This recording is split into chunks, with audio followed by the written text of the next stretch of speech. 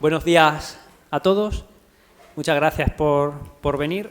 Vamos, ya después de esperar los 5 minutos de cortesía, vamos a iniciar para no alargarnos demasiado. Bueno, hoy tenemos con nosotros a Manuel Bermúdez, que es director comercial de la empresa MASPV Energy, y nos va a dar unas nociones básicas sobre instalaciones fotovoltaicas, sobre todo en el ámbito residencial, más que nada porque esta jornada viene al hilo de la Oficina de Apoyo a la Rehabilitación, en el fondo con las ayudas de los fondos Next Generation, y como sabéis esos fondos están exclusivamente enfocados al residencial. Luego hay otras ayudas como el autoconsumo, que ahí sí que entraríamos en otros usos, pero hoy nos centramos en el residencial.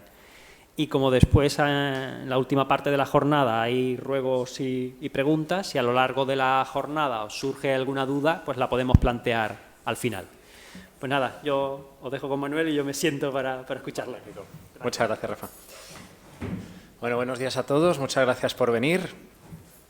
Me han dicho que me acerque mucho al micro para que se me oiga bien, así que voy a intentar ser aplicado. Si no me oís, por favor, interrumpidme y me lo decís, ¿de acuerdo? He desarrollado esta formación de manera que sea muy al grano, ¿vale? Para que todos tengáis una idea general de lo que estamos hablando, porque ahora mismo la fotovoltaica está muy en auge y se hacen muchas cosas, se oyen muchas cosas. Entonces, me gustaría dejar claras sobre todo ideas para que tengáis solvencia a la hora de tratar pues, las dudas que se os puedan plantear con clientes y en todos los entornos en los que tengáis que tratarlo, ¿de acuerdo? Bueno, en primer lugar, deciros de dónde venimos y por qué estamos aquí, ¿vale? Yo soy el responsable comercial de MASPV Energy. Somos una empresa española que nace hace 15 años y bueno, pues cuando se retiran las primas del Real Decreto 661, veo que hay gente que ya sabe de qué va un poco el tema, sobre todo nos desarrollamos a nivel internacional, porque todo el que se dedicaba a fotovoltaica en España, fundamentalmente a nivel de generación para venta a red, pues todo el mundo quebró y tuvo que redireccionarse. Nosotros, afortunadamente, como teníamos ya cosas en Panamá y en China, pudimos sobrevivir. Allí hemos hecho cosas bastante grandes. A día de hoy estamos en estos 9 países y volvemos a España hace 3 años, 4. O sea, nunca nos llegamos a ir del todo, pero sí que hemos vuelto a poner el foco hace 3 o 4 años ya en España, centrados fundamentalmente tanto en el autoconsumo industrial como en el autoconsumo residencial, ¿vale? Son las dos líneas que hemos ido desarrollando en paralelo. Como estamos en Málaga, pues no podía dejar de enseñaros pues, un par de instalaciones emblemáticas que hemos hecho aquí, como son Exclusivas Camacho, por ejemplo. Una de las cosas que nos hace diferentes es que siempre que podemos evitarlo, y esto sobre todo pasa con más frecuencia en el ámbito industrial que en el ámbito residencial, no perforamos cubiertas metálicas, ¿vale? Tenemos 6 soluciones diferentes, 4 de ellas, o bien 2 registradas y 2 patentadas por nuestro departamento técnico, para no perforar cubiertas por las consecuencias que ello trae. Bueno, pues Exclusivas Camacho fue la primera instalación en la que pusimos una instalación magnética aquí en España, ¿vale? Luego la planta de Primor, que la tenemos aquí en el PTA. En aquel momento eran 200 kilovatios, ahora estamos con una ampliación para convertirla a 480. En Sevilla también pues, tenemos una planta de 2 megas en San Pablo. En Córdoba hemos hecho también con una solución estructural muy compleja el Palacio de Congresos conocido como Parque Joyeros. Volviendo aquí a Málaga hemos hecho Quandum, y ya en Jerez hicimos el centro comercial Área Sur con una instalación de 1,77 megavatios sobre marquesina de aparcamiento. O sea, como veis, hay una gran heterogeneidad de soluciones posibles que se pueden abordar. Pero volviendo al ámbito residencial, para hablar de, digamos, para que vayamos de principio a fin, ¿vale? Para que tenga esto un orden lógico, vamos a hablar de los tipos de instalaciones fotovoltaicas que existen, ¿vale? En primer lugar, nos encontramos con sistemas fotovoltaicos autónomos, ¿vale? Son más característicos de lugares que están alejados de la red y se caracterizan porque satisfacen toda la demanda energética del punto de suministro, vamos, digamos, del lugar en el que se va a consumir la energía. Un esquema característico sería este, ¿vale? Tenemos unos módulos que van a un regulador de carga, ¿vale? Si es una instalación aislada, necesariamente va a tener que ir con baterías, ¿vale? Suelen ser instalaciones que están significativamente sobredimensionadas para que, precisamente por eso, para que además de lo que se autoconsume en tiempo real se pueda almacenar, para que en el momento en el que no haya sol se pueda seguir consumiendo energía sin renunciar a prestaciones. Entonces, el regulador de carga, su función es que las baterías nunca reduzcan su carga por debajo del 20% ni superen el 80%. ¿Vale? Estos ciclos lo que hacen es prolongar la vida útil de la batería. A día de hoy ya nos encontramos con baterías que tienen vidas útiles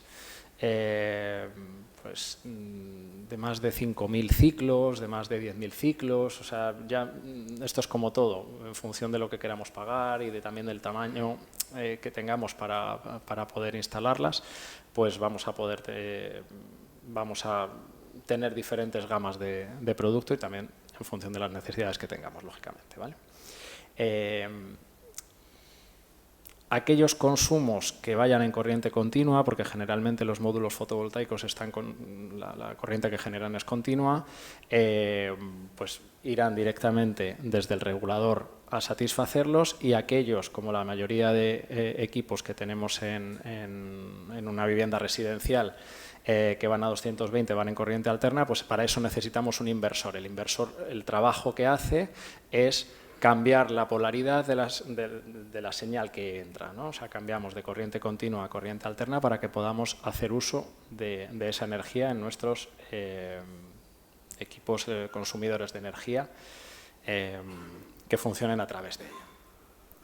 Tenemos un sistema intermedio que es para aquellos casos en los que por diversas razones, bien por espacio, bien por características o por un exceso de demanda, no sea suficiente con la instalación fotovoltaica, se puede hibridar con otro tipo de sistema. En este caso, pues ponemos un aerogenerador, pero lo que suele ser más frecuente, lamentablemente en términos de contaminación, pero lo que es más habitual es que haya un generador que vaya por gasoil o por gasolina directamente, ¿vale? Estos son más contaminantes, pero efectivamente también no dependen de flujos de energía que son discontinuos. El principal problema que tienen las energías renovables en general es la disponibilidad, ¿vale? O sea, si bien en el caso de las hidroeléctricas tú siempre puedes decidir cuándo abres y cuándo generas energía, en el caso de la fotovoltaica o en el caso de la eólica dependes de que se den unas condiciones determinadas para que pueda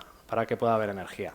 Por lo demás, es básicamente el mismo sistema de funcionamiento, solo que se incorpora un sistema auxiliar. Ahora, los casos con los que seguro con más frecuencia os vais a encontrar es con los sistemas fotovoltaicos conectados a red. Estos están o bien dentro del mismo núcleo urbano o bien cerca y nos conectamos directamente a la red eléctrica, ¿vale?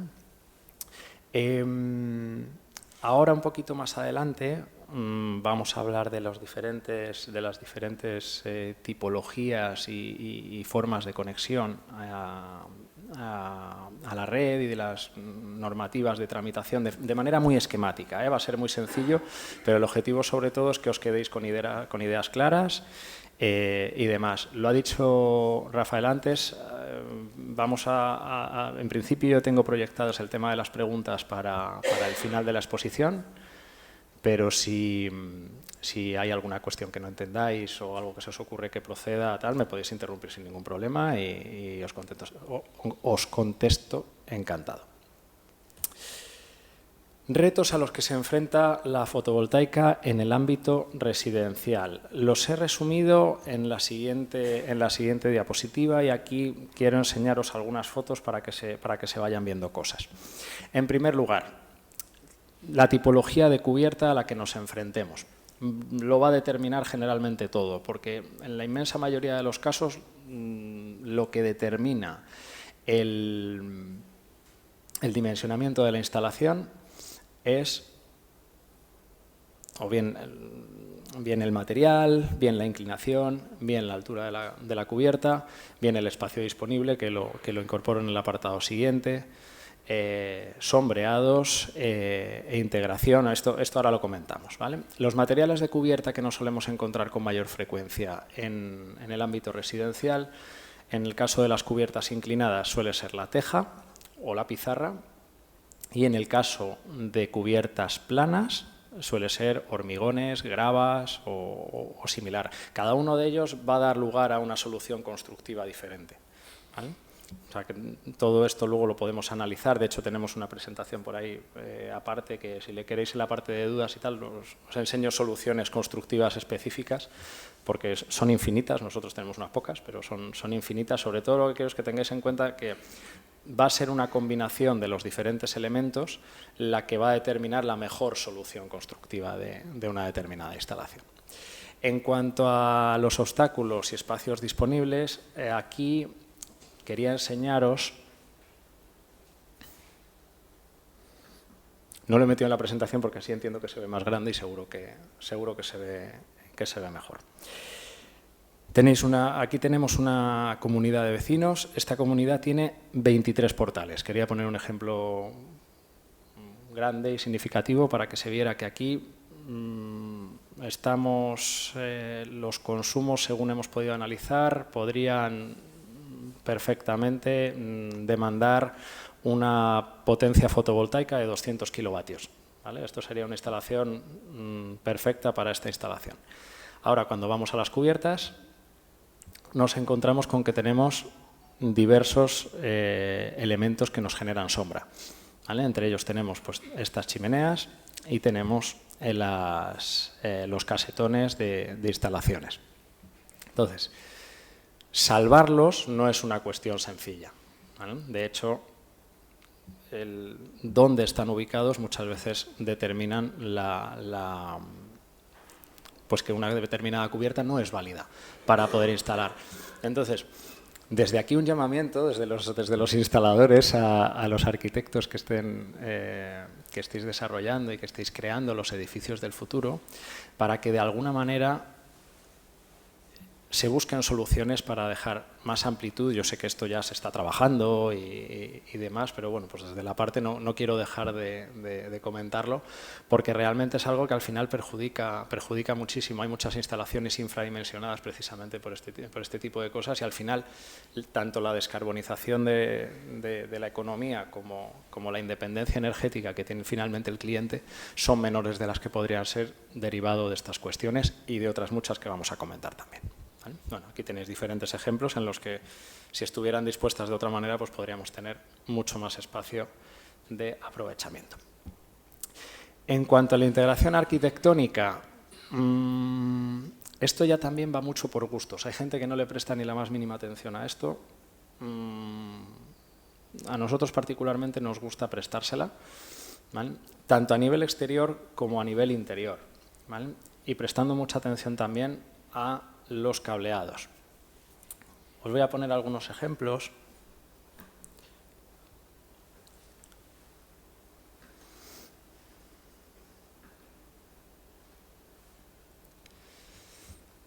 Por ejemplo, esta instalación. En esta instalación no se ve la planta fotovoltaica. Además, esto era un requisito del cliente, que dijo: oye, yo quiero que sea prácticamente inocua, que no haya percepción, porque me parecen muy feas las placas. Pues oye, que se vea lo menos posible. Bueno, pues uno de los principales objetivos es intentar amoldarse, tanto por el propio criterio estético que tengáis vosotros mismos como para las perspectivas del cliente, que tratemos de amoldarnos a ello y que sea lo más armónico posible. Ponía antes lo del cableado porque muchas veces la parte estética no solo tiene que ver con el tema de los módulos, sino también con que aparezcan canalizaciones y demás por la fachada. En este caso, bueno, seguro que ahí lo estáis viendo en bastante grande, pero se intenta aprovechar a través de este tubo corrugado, se intenta aprovechar la canaleta, ¿vale? Y por aquí se fue bajando, se generó un orificio, bueno, se aprovechó realmente un espacio disponible para generar una grieta muy pequeña, y ahora vais a ver la solución interior.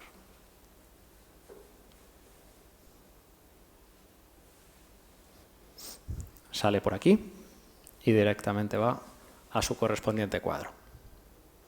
¿Vale? Atendiendo siempre, pues eso, a ser lo más pulcros posibles porque no dejamos de estar entrando en la casa de alguien.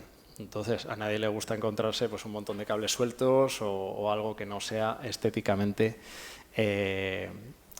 viable, ¿no?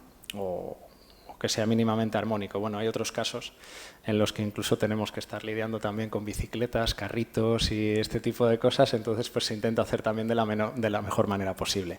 Aquí tenemos el inversor, el cuadro con su interruptor diferencial y aquí justo debajo es donde se han dispuesto las baterías para almacenamiento. ¿Vale?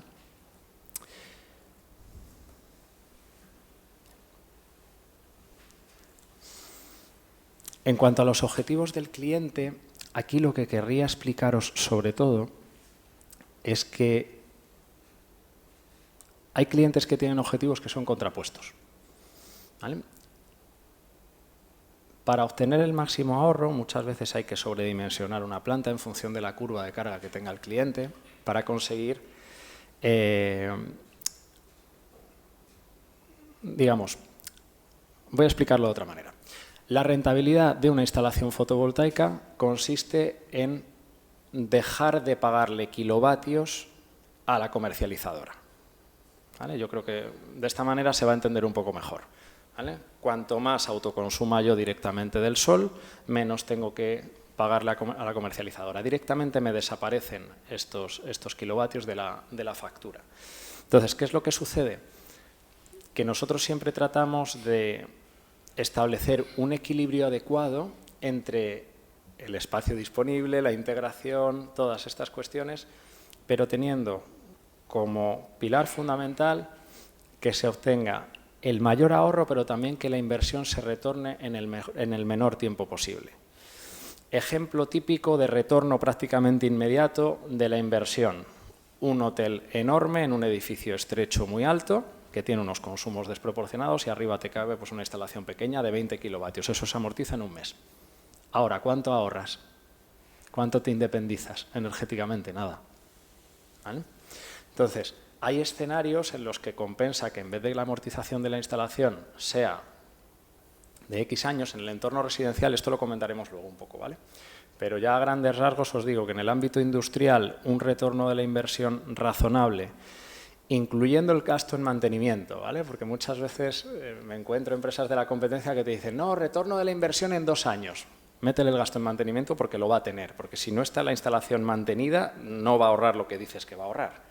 ¿Vale? Entonces, algo razonable cuando no estamos en esta locura de precios de la energía que hemos pasado y que bueno, todavía estamos pasando a pesar de que este mes ha relajado, entre 5 y 8 9 años en el ámbito industrial es razonable que se retorne la inversión. En el ámbito residencial lo habitual es que una inversión se retorne entre los 10 y los 15 años. Y esto está bien, ¿vale? Que esto hay veces que a la gente le choca muchísimo, pero esto está bien, porque estamos hablando de unas instalaciones que tienen una vida útil que superan el doble de eso, ¿vale? Ahora, luego al final comentaremos el tema de la duración de las instalaciones. Entonces, al fin y al cabo, muchas veces para obtener la mayor rentabilidad tenemos que infradimensionar un poco para generar muy pocos excedentes, de tal manera que tú aproveches todo lo que generas, ¿vale? Entonces, cuando tenemos determinado tipo de curvas, lo que hacemos es, independientemente de que haya muchísimo excedente, ¿vale? Si tú quieres ahorrarle dinero al cliente, tienes que hacer una instalación más grande, que también es más costosa y que se te va a ir un año más arriba en lo que es el retorno de la inversión, pero desde el principio hasta el final de la vida útil de la planta te va a generar muchísimos más ahorros. ¿Esto se entiende bien? ¿Sí? Vale, fenomenal. Pues quería hacer este inciso porque muchas veces una de las preguntas principales que yo creo que hay que hacer a los clientes es, de todo lo que estáis viendo aquí, ¿cuál es tu prioridad? Oye, no, yo es que no se vea. O sea, no, hay otra gente que te dice, no, a mí me interesa que se vea porque así se ve que soy eco-friendly y esto está muy bien. Vale, perfecto, magnífico. Pues oye, podemos dimensionar más, te podemos generar más ahorro. No, yo el ahorro, casi todo el mundo lo que quiere, lógicamente, y más en estos tiempos, es ahorrar. Oye, no, yo quiero recuperar la inversión cuanto antes, beneficiarme del IBI, de la bonificación del IBI durante 3 años y quitarme el tema de medio. Vale, perfecto. Pues cada uno tiene sus objetivos y sus criterios y en base a eso nos vamos a ir adaptando, pero siempre con unas recomendaciones técnicas que tengan sentido, ¿vale? Bien, los 2 siguientes pasos son instalaciones fotovoltaicas en unifamiliares y en plurifamiliares. En cuanto a los unifamiliares, como os decía, atendiendo a las particularidades del cliente, lo que intentamos siempre es que exista cierta armonía, ¿no?, en la integración de la solución constructiva que proponemos, dentro pues, de que, lógicamente, aprovechemos la mejor orientación, la mejor inclinación, etcétera, etcétera. Os voy a enseñar un poco más en detalle estas 2 instalaciones.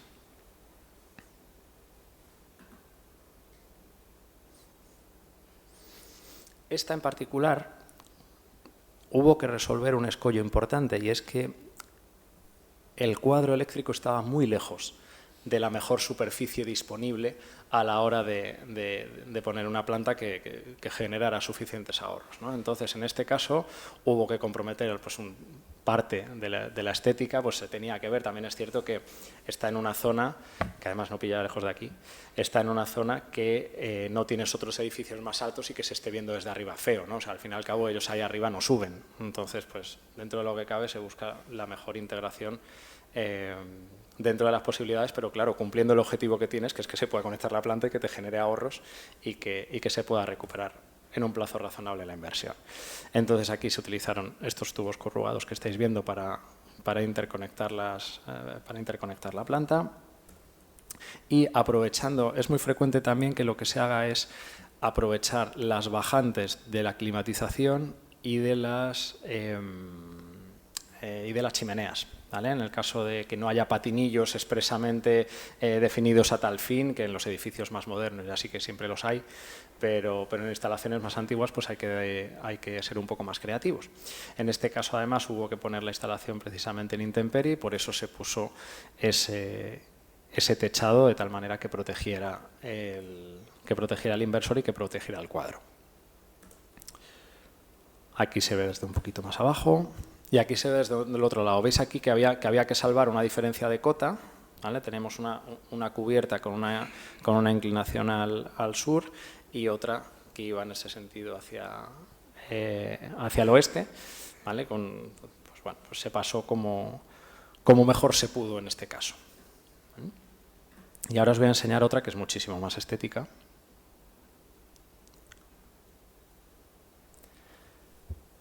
Y que las posibilidades y las condiciones nos permitieron una mucho mejor integración, además también del propio color de la teja, ¿no?, en ese sentido.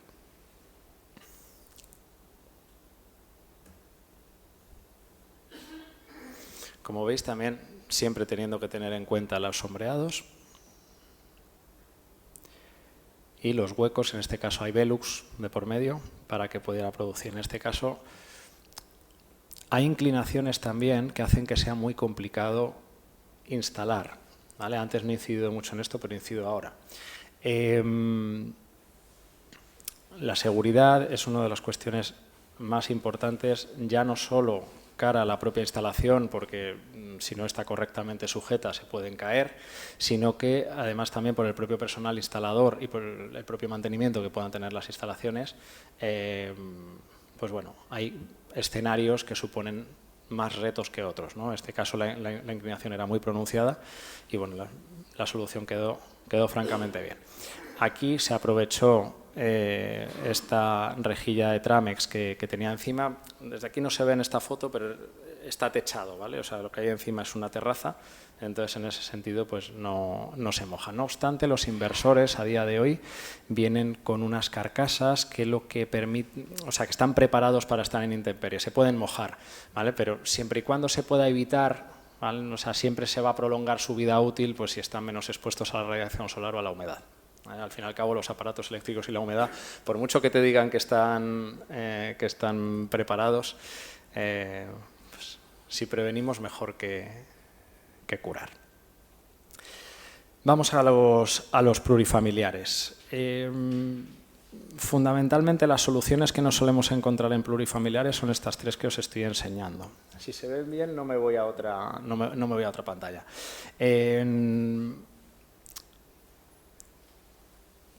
Uno de los casos de la altura que estamos hablando es el edificio de la izquierda. En ese edificio estamos hablando de un edificio de 8 alturas. El personal necesario para hacer esa instalación tienen que ser integradores. No vale cualquier instalador ni cualquier chispa de sí, yo esto te lo hago. Estos son instalaciones muy serias. Elevar el material hasta ahí tiene su complejidad. No se puede acopiar. Prácticamente lo que subes se sube para montaje en ese mismo instante. ¿Vale? Entonces esto influye muchísimo también a la hora de... ¿cómo decirlo?, a la hora de dimensionar los costes, ¿vale? O sea, no te va a valer lo mismo una instalación en un edificio que tiene una altura de 5 metros que un edificio que tiene una altura de 25, ¿vale? Lógicamente va a tener otras implicaciones, también va a tener diferentes tipos de licencias, muy probablemente vas a tener que cortar una calle, en este caso no fue necesario, pero bueno, porque es una urbanización interior, pero cuando estás en una calle, pues muchas veces tienes que poner una grúa y tienes que elevar material, pues como os pasará en muchos otros escenarios cuando estés construyendo otro tipo de viviendas. En el segundo caso, estamos hablando de una cubierta plana, de hormigón, con impermeabilización y encima grava, que facilita el drenaje del agua y también aporta aislamiento.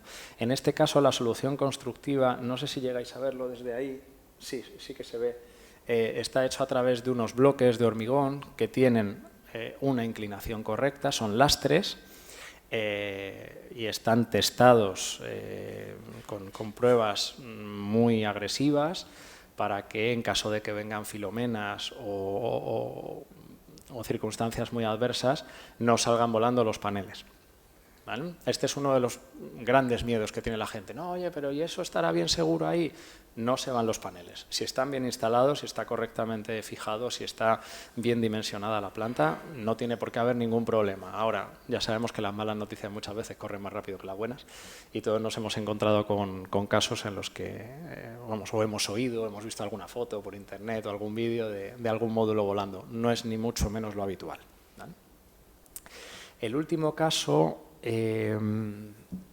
sí que se ve bien. En el último caso tenemos una configuración en la que ha habido que salvar diferentes obstáculos. Ahí estamos hablando de una estructura coplanar instalada perforando la teja. Y si os fijáis, hay diferentes guías, ¿vale? Esos son pasillos de mantenimiento que nos permiten, eso es un edificio muy alto también, que permiten a los mantenedores trabajar en condiciones de seguridad, ¿vale? Sobre todo las cuestiones de... O sea, ¿por qué muchas veces se descartan en instalaciones, una instalación fotovoltaica en una comunidad de vecinos? Porque la combinación entre las salvaguardas que hay que tener, la producción que va a tener, dónde vamos a centrar el consumo, esto lo estábamos comentando justo antes de comenzar, en las comunidades de vecinos, una de las grandes preguntas es, oye, ¿qué podemos ahorrar aquí? ¿Podemos ahorrar todos o esto va solo para las zonas comunes? Bueno, en general, lo habitual es que por espacio solo se pueda ir a las zonas comunes. Por espacio, por volumen de consumo y también por facilidad de tramitación. Luego vamos a profundizar un poquito más sobre el tema del autoconsumo compartido, ¿vale? Os voy a dar 4 pinceladas para que lo tengáis súper claro. Pero normalmente no suele haber espacio suficiente en la cubierta como para poder abastecer las necesidades comunes y además las privativas, ¿vale? No suele ser suficiente. Entonces, en caso de tener que elegir, como al fin y al cabo todo el mundo tiene que pagar la comunidad, pues lo que quieren es que la comunidad sea lo más baja posible y que se reduzcan los consumos de las áreas comunes. Vamos a hablar ya de los tipos de autoconsumo, ¿vale? El autoconsumo está regulado por el Real Decreto, el más moderno que lo regula y que lo define es el 244 de 2019. ¿Vale? Y aquí se hablan de las condiciones administrativas, técnicas y económicas que tiene que tener el autoconsumo. Luego ha habido diferentes modificaciones con ampliaciones y con correcciones de los que están los que ahí señalamos. No he introducido aquí el 477-2021, por ejemplo, que ese Rafa se lo conoce muy bien, por el tema de las subvenciones. ¿Vale? Eso, si queréis, las subvenciones requerirían otro monográfico, ¿vale? Porque tienen también su encanto, pero a la hora de contemplar las subvenciones sí es importante tener claros los 4 conceptos que vamos a comentar aquí, que estoy convencido de que van a quedar claros. Y si no, por favor, preguntadme porque es lo más importante, digamos, de lo que vamos a ver. Junto con el Real Decreto, el IDAE ha sacado la Guía Profesional para la Tramitación del Autoconsumo. Son 200 páginas, pero que realmente se resumen muy bien en 2 o 3 cuadritos que tienen para comentarlos. Yo os he resumido esos cuadros en la siguiente diapositiva y lo que sí os digo es que está actualizada a fecha de 10 de enero, o sea que ha habido modificaciones muy recientes que merece la pena incidir sobre ellas. Disculpáis.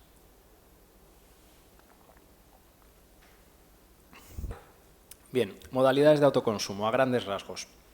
Existen 2 tipos de modalidades de autoconsumo. Autoconsumo sin excedentes y autoconsumo con excedentes.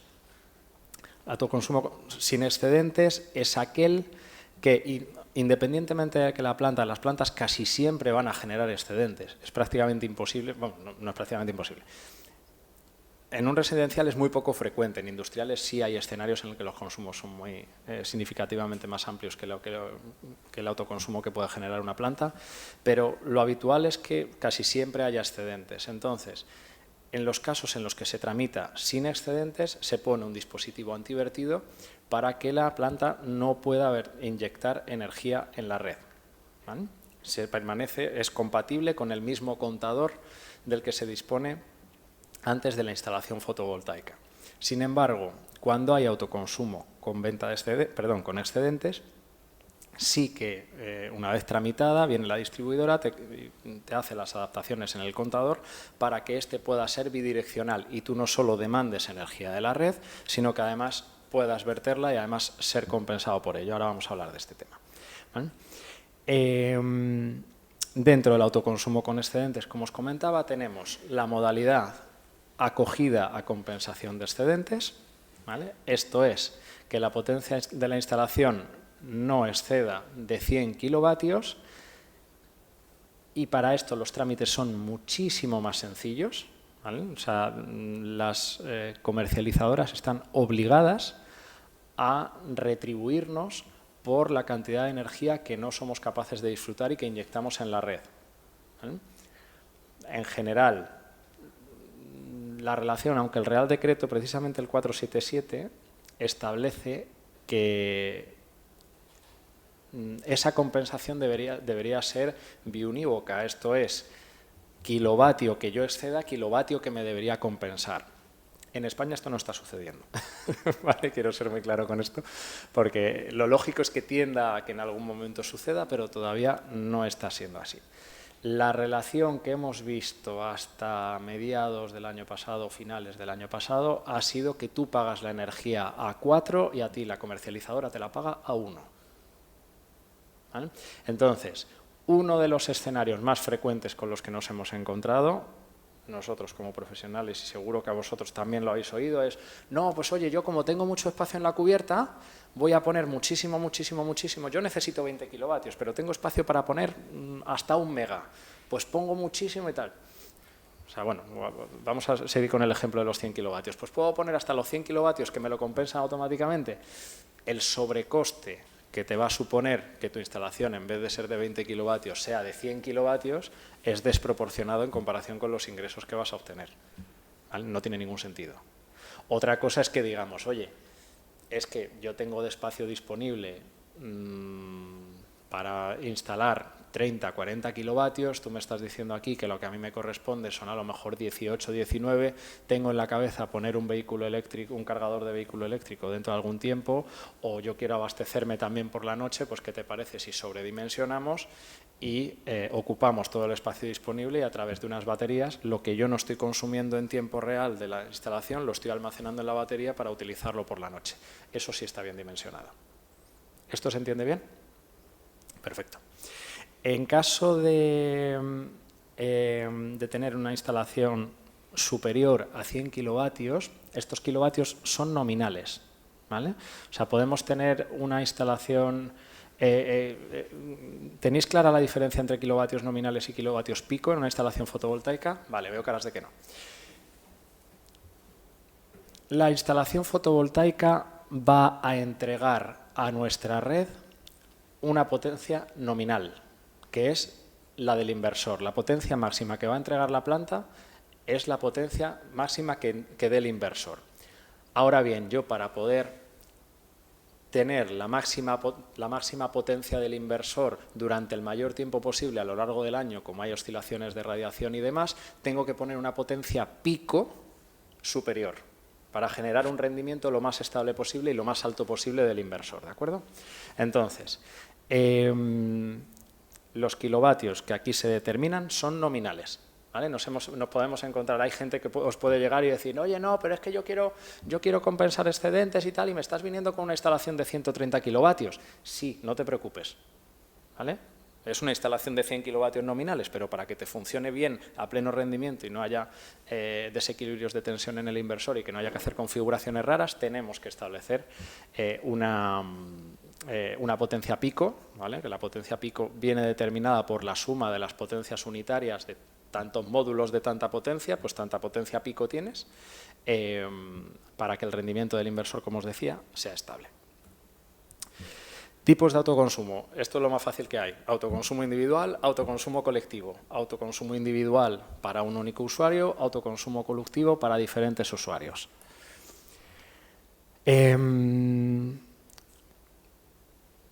Características, digamos, del autoconsumo colectivo. Varios consumidores se benefician de forma acordada de energía eléctrica que proviene de la misma instalación de producción. Tal como está procedimentada la gestión actual, es que supongamos una comunidad de vecinos, que decimos, oye, nosotros tenemos espacio disponible, no solamente para las zonas comunes, sino además para nuestras zonas privativas. Entonces, todos vamos a participar de ella, ¿vale? Tenemos todos una única instalación, ¿vale? Y de esa misma instalación que tenemos todos, cada uno se va a beneficiar por coeficientes. Según dice el Real Decreto 477, que se publicó en junio del año pasado, en algún momento este reparto será dinámico. Y este momento parece ser que va a ser relativamente, bueno, se pretende que sea relativamente pronto. Yo no creo que vaya a ser en menos de 5 años todavía, ¿vale? Pero se prevé que en algún momento vaya a ser dinámico. Entonces, cuando se tramite un autoconsumo compartido o colectivo, que es lo mismo, se tienen que establecer en el momento de su tramitación los coeficientes de reparto que va a llevar. Entonces, a la hora de dimensionar la planta, tenemos que decir, oye, pues es que de esta instalación plurifamiliar, pues vamos a poner que el 60% de la planta va a ir destinado a los consumos que proceden de las zonas comunes y el otro 40%, el otro 30% se va a repartir entre los propietarios. ¿Vale? Entonces ahí se establecen unos coeficientes, unos repartos, todos iguales o no, da igual, los que acuerden, ¿vale? Lo que se pacte y lo que se ponga ahí es lo que va a suceder, ¿vale? Y la única particularidad que sí que se exige para el autoconsumo colectivo es que todos los que se nutran de la misma planta tienen que tener todos la misma modalidad, ¿vale? No puede haber gente que esté con autoconsumo individual y otros con autoconsumo colectivo, por lógica aplastante, ¿vale? Pero es que es algo en lo que se incide mucho en el test. Requisitos para participar en un autoconsumo colectivo. Con que se cumpla una sola de las siguientes condiciones ya es suficiente. Que estén conectadas a la red interior de los consumidores asociados o que estén unidos a estos a través de líneas directas, ¿vale? que estén conectadas a cualquiera de las redes de baja tensión derivadas del mismo centro de transformación, ¿vale? En caso de que no estén en la red interior, pero que sí que estén conectadas al mismo trafo. Que se encuentren conectadas a una distancia inferior a 2.000 metros de los consumidores asociados. Hasta hace un par de meses esto era hasta 500 metros. ¿Vale? Esto recientemente, ahora en enero, ha ampliado y es hasta los 2.000 metros. Y de aquí a poco se espera que sea hasta 5.000 metros. ¿Vale? Esto progresivamente se va a ir ampliando hasta que llegue un momento en el que la red esté lo suficientemente madura y lo suficientemente digitalizada como para que todo sea generación distribuida, ¿vale? Y que no haga falta hacer tantos trámites como todavía está siendo necesario hacer. Otra de las condiciones posibles, en caso de no cumplirse ninguna de las anteriores, es que todos estén ubicados en una misma referencia catastral. Y esto se comprueba según sus primeros 14 dígitos. ¿Vale? ¿Alguna duda hasta aquí? ¿No? ¿Sí? Dime. Yo creo que a lo mejor los demás lo saben, pero entonces hay usuarios que no están físicamente conectados. O sea, cuando dice que están en el mismo trafo, es como un acuerdo que no lo he entendido exactamente eso como. Imagínate dos empresas que estén en el mismo polígono. Sí. ¿Vale? Dos empresas que estén en el mismo.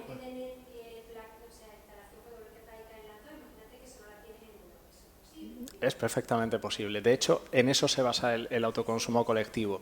O sea, tú puedes tener en un momento determinado decir, oye, yo es que tengo un consumo muy grande, pero es que no tengo cubierta, porque tengo toda la cubierta llena de instalaciones.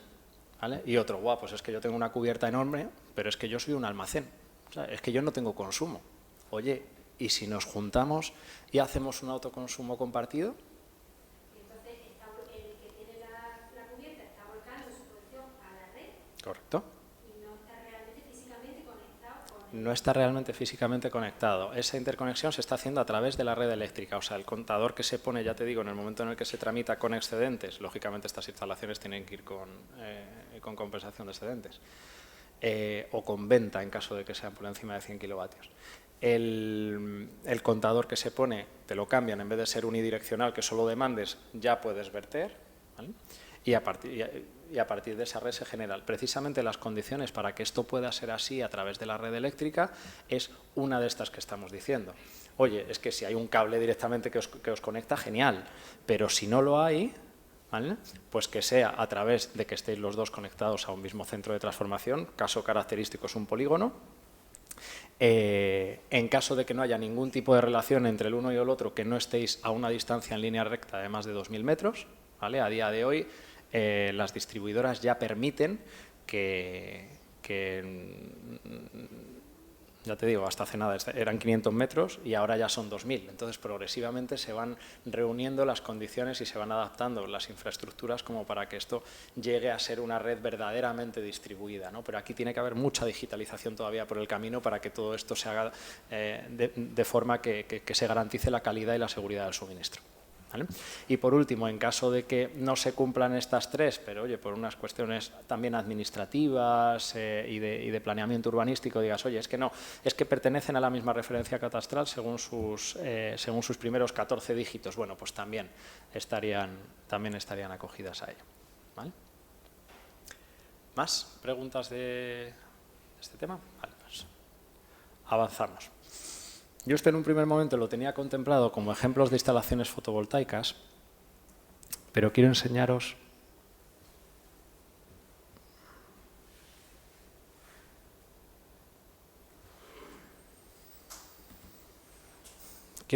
algunas prácticas que a mí particularmente me llaman la atención y aquí si queréis empezamos ya a interactuar un poco más. ¿Qué os parece esta instalación?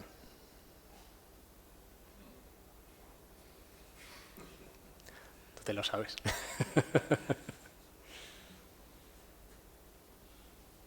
¿Os parece adecuada? ¿Os parece inadecuada? ¿Hay algo que os llame la atención?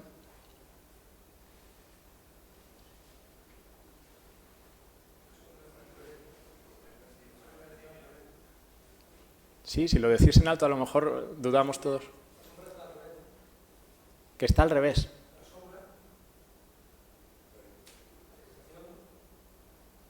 No te estoy entendiendo, perdóname. En este caso la orientación no es el problema. Vamos a pasar a la siguiente, a ver si se ve un poquito mejor.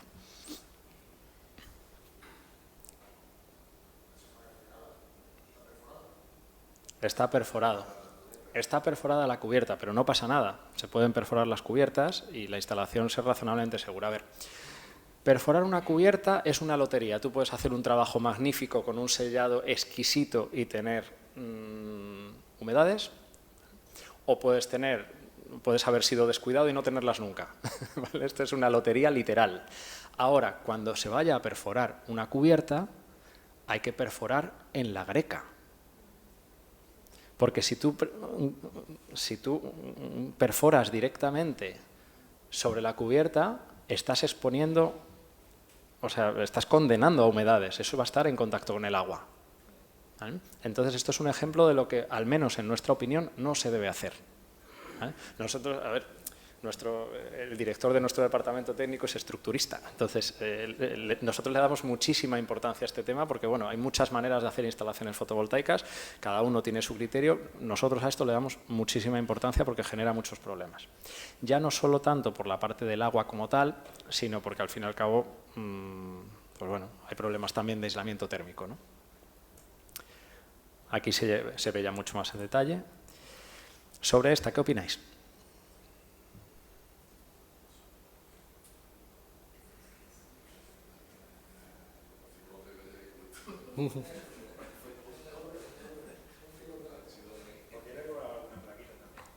¿Perdón? ¿Verdad? Pasillos, efectivamente. Aquí no hay pasillos de mantenimiento. Imaginemos que se rompe el módulo que está literalmente en el centro de la planta. Tienes que desmontar toda la planta para sustituirlo o para repararlo. O sencillamente para hacer un trabajo de mantenimiento. Yo vengo a hacer, o sea, no seamos kafkianos, los módulos duran muchísimo y en principio si no vienen mal de fábrica tienen que estar perfectamente. Ahora, cuando tú haces un trabajo de mantenimiento, tú tienes que revisar el conexionado. Y el conexionado se da detrás de cada módulo, tiene sus bornes. ¿Cómo accedes? Ahí no se puede acceder. ¿Vale? Entonces, este es otro ejemplo de lo que consideramos que no se debe hacer. En este caso, ¿hay algo que os llame la atención?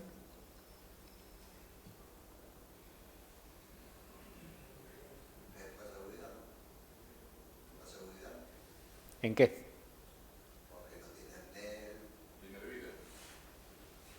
No hay línea de vida, no está enganchado, no hay arnés y no hay casco.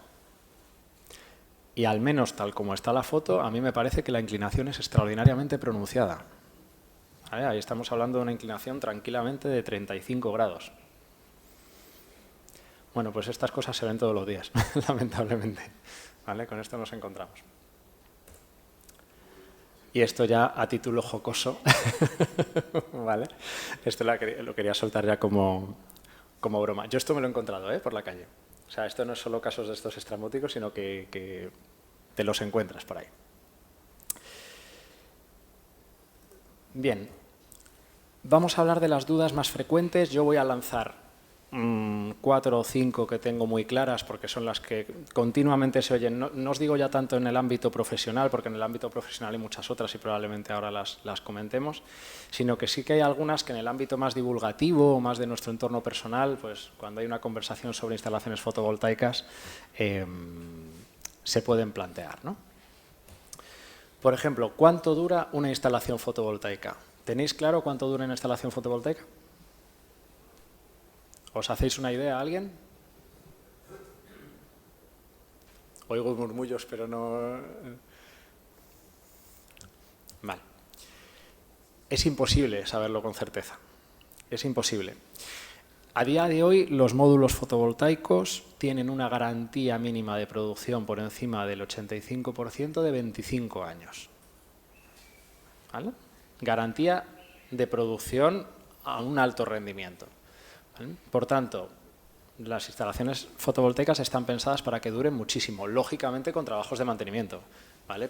Te puede volar un inversor y tener que sustituirlo, se te puede haber roto un módulo y tener que cambiarlo a lo largo del tiempo, etcétera, etcétera. ¿vale? Pero bueno, existen plantas, las primeras de hecho datan de los años 60 y 70 y aún están en funcionamiento. Entonces, no está claro cuánto dura una instalación fotovoltaica, pero a priori dura muchísimo. ¿Qué superficie ocuparía una instalación? A grandes rasgos va a depender de la potencia que se quiera instalar y del tipo de módulo que se utilice, ¿vale? O sea, como siempre, vuelvo a las diapositivas del principio en la que hablaba de los parámetros, digamos, o los retos que hay en el entorno residencial. En función de la configuración de los ingredientes vamos a tener unas casuísticas u otras. A rasgos generales, si queréis, cada kilovatio pico en módulos, ¿vale? No en inversores. O sea, cada kilovatio pico de módulos ocupa una superficie aproximada de 10 metros cuadrados.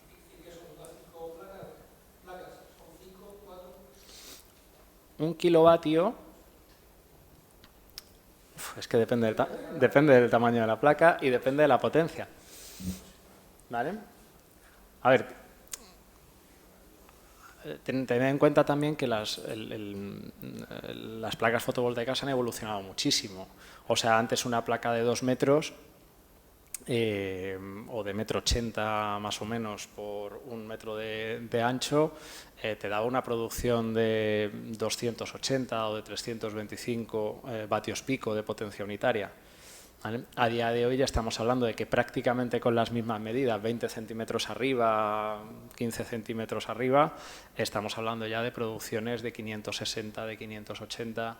Ya hay módulos, yo ya me he llegado a encontrar módulos de 680. Lo que pasa es que esto, o sea, en el ámbito, si estamos hablando del ámbito residencial, descartad todas estas soluciones y esto es muy importante a la hora de seleccionar el módulo que se vaya a poner, porque es cierto que para aprovechar, o sea, todos queremos que en el menor espacio posible nuestro módulo tenga la mayor capacidad de generación y de producción posible. ¿Qué es lo que sucede?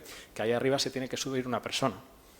Si tú hablas ya de módulos de más de 1,60 m, de más de 1,80 m, hacen falta 2 personas para colocar ese módulo. ¿Vale? Y tú estás en altura y ahí hay viento y es una historia. Y no se puede olvidar que el cliente es el máximo responsable de lo que pasa ahí como promotor. Si algo le pasa al operario, quien tiene que rendir cuentas es el promotor. ¿Vale? Entonces, como no le queremos generar ningún problema a nadie, en función de las particularidades de cada instalación se seleccionará el módulo adecuado. Vamos, en principio, para que os hagáis una idea, ¿vale? Cada kilovatio pico nos hacemos una idea de 10 metros cuadrados en el peor de los casos. A día de hoy ya os digo que puede llegar incluso a 5, ¿vale? Por cómo están evolucionando, pero eso es ya más en el entorno industrial, ¿de acuerdo? ¿Qué cantidad de electricidad produciría una planta fotovoltaica? Pues estaríamos hablando de que el consumo, para satisfacer el consumo de una familia, en función también de su consumo y de muchas otras características, estaríamos hablando de que entre 1 y 3 o 4 kilovatios pico. ¿Vale? Esto es más o menos una instalación residencial unifamiliar. ¿Vale? Aquí no lo aclaro, pero incido en que es unifamiliar. ¿Cuánto cuesta un sistema fotovoltaico conectado a red? Que es lo que con mayor frecuencia os vais a encontrar. ¿Vale? He actualizado estos precios a como están ahora mismo a enero de 2023. Instalaciones pequeñas que vayan de 1 a 10 kilovatios pico, el precio unitario de esa instalación va a ir desde 2 euros cada vatio pico a 1,3 euros cada vatio pico. Lógicamente, cuanto más grande es la instalación, más se diluyen los costes fijos de la instalación, pues todo lo que tiene que ver con redacción del proyecto, con tramitaciones administrativas, o sea, todo lo que no produce energía, digamos, todos los costes inmovilizados que tiene, pues se absorben mejor cuando la planta genera mayores ahorros, ¿vale? Y también al que la pone pues puede hacer una compra mayorista de los elementos. En instalaciones medianas que vayan de 10 a 100 kilovatios pico, pues pasamos de 1,3, 1,2 en el entorno de los 10 kilovatios a 0,85 euros el kilovatio pico cuando ya nos aproximamos más a los 100 kilovatios. ¿Vale? Y desde los 100 kilovatios al mega, ahí ya sí que la variabilidad es enorme, ¿vale? Porque va a depender de múltiples factores, tipo de estructura. Ahí ya hay muchos metros de cable implicados, o sea, hay muchos factores, pero en general Nos podemos mover entre 0,85 y podemos llevar a precios de 0,58. ¿Vale? Por último, y la que más le interesa a los clientes, ¿vale? ¿Cuánto voy a ahorrar con una instalación fotovoltaica? En el ámbito residencial, por cada kilovatio instalado vamos a estar ahorrando en torno a 338 euros y en el ámbito industrial vamos a estar ahorrando en torno a 280 euros. Esta información está extraída, lo tenía que haber puesto, esta información está extraída del primer informe anual del autoconsumo que ha publicado hace una semana APA Renovables, ¿vale? La asociación es una de las 3 asociaciones más grandes de energía renovable en España. Han dado estos datos, así que yo los considero significativamente válidos. Año, efectivamente.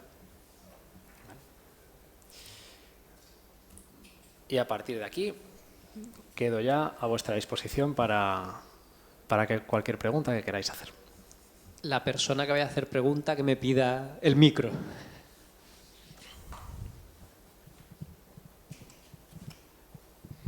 He hecho en falta en los esquemas que ha presentado una instalación conectada a la red de autoconsumo, pero con batería también, que es posible, ¿no? Es perfectamente posible y en muchos casos es conveniente. ¿Por qué no lo estoy incorporando aquí? Depende de la rentabilidad de la operación. O sea, a día de hoy, aunque es cierto que ya está empezando a bajar el precio de las baterías, perjudican mucho la rentabilidad de la operación.